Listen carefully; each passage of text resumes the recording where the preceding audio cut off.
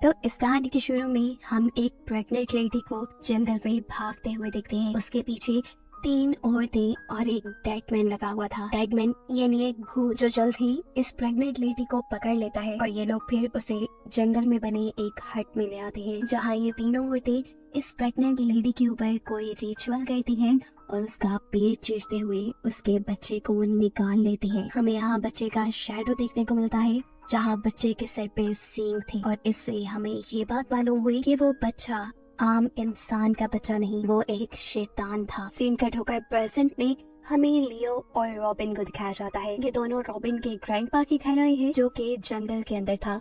यहाँ के लियो को मालूम होता है कि रॉबिन के ग्रैंडपा एक बहुत बड़े शिकारी थे। उन्होंने बहुत से जानवरों के कटे हुए सर भी प्रिजर्व करके अपने घर पे लगाए हुए थे, जिसे देखकर लियो बहुत इम्प्रेस हो जाता है। यहाँ उसे रॉबिन की बचपन की बनाई पेंटिंग भी मिलती है, जिसमें रॉबिन एक शैतान के साथ खड़ी थी। लियो जब उससे इस पेंटिंग के बारे में पूछता है तो रॉबिन थोड़ी डिस्टर्ब होकर वहाँ से बाहर निकल जाती है। बाहर आने पे उसने देखा कि उनके वॉशरूम में एक जानवर मरा हुआ था। उसकी हालत इतनी खराब थी कि उसे देखते ही रॉबिन को उल्टी आ गई।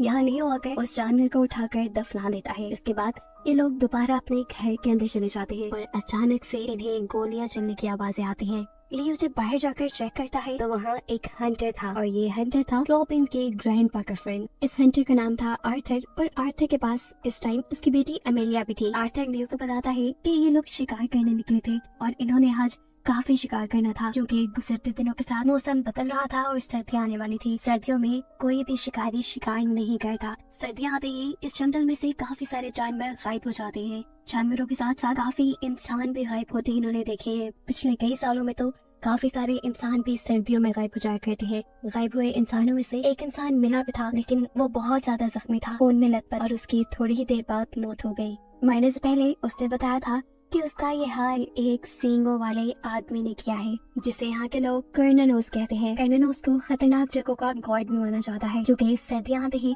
वो अपना शिकार शुरू कर देता है। ये सब बताने के बाद आर्थर अपनी बेटी के साथ यहाँ से चला जाता है और घर वापस आकर रॉबिन लियो को अपनी बचपन की कहानियाँ सुनाना शुरू करते हैं, जब उसके ग्रैंडपा उसे शिकार पे लेकर जाया करते थे। एक मर्तबा तो ग्रैंडपा ने उसके सामने एक हिरन का शिकार किया और फिर उस हिरन की आँख को रॉबिन को खाने को बोला। रॉबिन बहुत ज्यादा डर गई और उस दिन के बाद से आज तक उसने अपने ग्रैंडपा को नहीं देखा। सीन कट होकर दिखाया जाता है कि जिन 3 औरतों को हमने मूवी के स्टार्ट में देखा था, वो तीनों ही दोबारा अपने डेड गार्ड यानी भूत के साथ रॉबिन के घर की तरफ बढ़ रही हैं। इनकी कदमों की आहट सुनकर लियो जाग जाता है और बाहर एक टॉर्च लेकर चेक करने के लिए जाता है। रॉबिन भी उसके पीछे पीछे बाहर आ गई और इन्होंने यहाँ पे सबसे पहले उस लंबे से डेड गार्ड को देखा, जिसे देखते ही ये दोनों डर गए।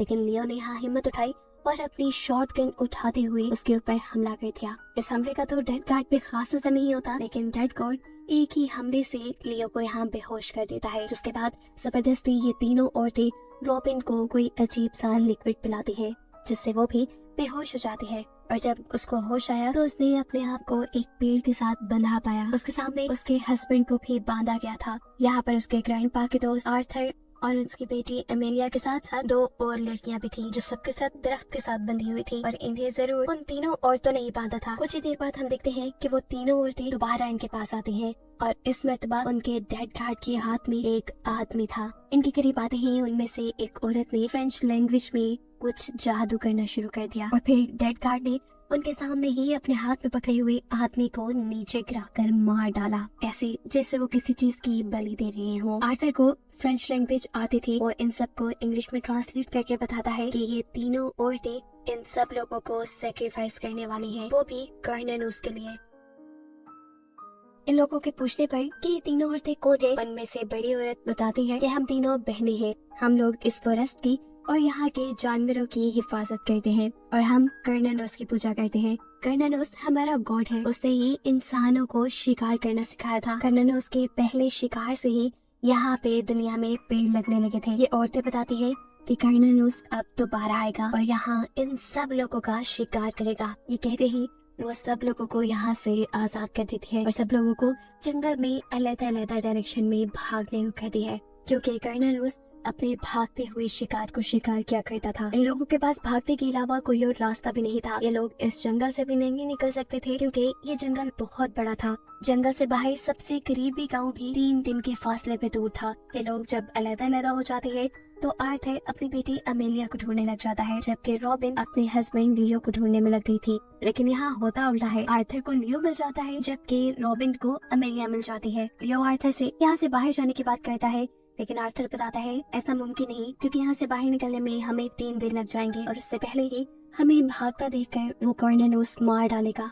और ये सब तब तक नहीं रुकेगा जब तक कॉर्नेलियस अपने आखिरी शिकार को नहीं मार देता। सीन कट होकर हमें 2 लड़कियों को दिखाया जाता है जिनको उन्हीं की तरह कॉर्नेलियस का शिकार बनाने के लिए यहाँ लाया गया था। वो दोनों यहाँ से भागने की कोशिशों में थी, लेकिन गलती से उनमें से एक लड़की का पाँव एक ट्रैप के ऊपर लग जाता है। ये एक ट्रैप था जो कॉर्नेलियस का लगाया हुआ था और उस लड़की के ट्रैप में पाँव रखते ही कॉर्नेलियस को उसका पता चल जाता है और कॉर्नेलियस दूसरी लड़की के सामने ही उसे मारकर उसे उठाकर यहाँ से ले जाता है और दूसरी लड़की डरकर यहाँ से भाग जाती है। सीन कट होकर हम दोबारा अमेलिया और रॉबिन को देखते हैं जो छुपने के लिए एक सेफ जगह ढूंढ रही थी, जबकि दूसरी तरफ लियो और आर्थर भी लकड़ियां जमा कर रहे थे अपना शेल्टर बनाने के लिए। लेकिन तभी पीछे से अचानक आर्थर लियो के ऊपर हमला कर देता है। ये लकड़ी लियो के सर पे लगी थी, जिसकी वजह से लियो बेहोश हो गया। उसे होश आया तो उसने अपने आप को दरख्त के साथ बंधा पाया। ये सब आर्थर ने किया था, वो जान गया था। आर्थर यहाँ उसे कहता है कि मैं ये सब अमेलिया के लिए कर रहा हूँ, मैं एक हंटर हूँ, यानी खुद शिकारी हूँ, किसी का शिकार नहीं बन सकता। ये कहते ही आर्थर तो वहाँ से चला गया, लेकिन कुछ देर में कॉर्नेलियस की नजर लियो के ऊपर पड़ गई। वो सबसे पहले यहाँ लियो को खोलता है, उसे आजाद करता है ताकि लियो भाग जाए। और जब लियो भाग रहा था तो तब अचानक से उसने अपने तीर से लियो के कंधे के ऊपर वार करते हुए उसे मार डाला। ये कॉर्नेलियस के मारने का स्टाइल था। वो अपने शिकार को इतनी आसानी से नहीं मारता था, ऐसे उसे मजा नहीं आता था। वो अपने शिकार को आजाद करता था, उसे तड़पता हुआ दिखता था और उसके बाद बेबस करके मार देता था। यहाँ दिखाया जाता है कि आर्थर ने अमेलिया और रॉबिन को ढूंढ लिया है। वो इन दोनों को बचाकर सेफ जगह लेकर जाने लगता है और यहाँ रॉबिन उससे लियो के बारे में सवाल करती है और आर्थर जवाब देता है कि लियो मर गया।